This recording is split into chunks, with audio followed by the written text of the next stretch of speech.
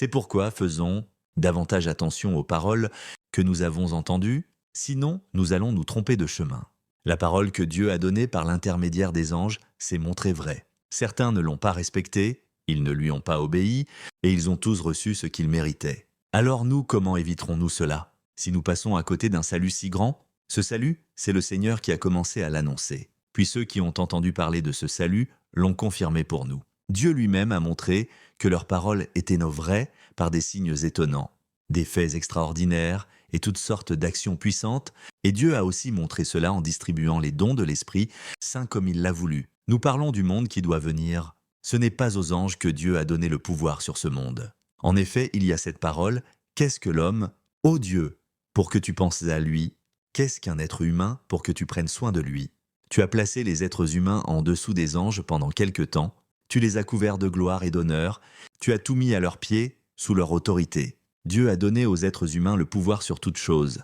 Il n'a donc rien laissé en dehors de leur pouvoir. Pourtant aujourd'hui, nous le voyons bien, les humains n'ont pas encore pouvoir sur tout. Mais qu'est-ce que nous voyons aussi? Jésus a été pendant quelque temps en dessous des anges, mais maintenant il est couvert de gloire et d'honneur. Pourquoi? Parce qu'il a souffert et parce qu'il est mort. Et grâce à la bonté de Dieu, Jésus est mort pour tous les êtres humains. C'est Dieu qui a fait le monde, et le monde existe pour lui. Or, il a voulu qu'un grand nombre de ses enfants participent à sa gloire.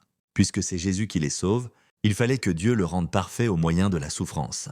Jésus purifie les humains de leurs péchés. Eh bien, celui qui rend pur et ceux qui sont devenus purs ont tous le même Père.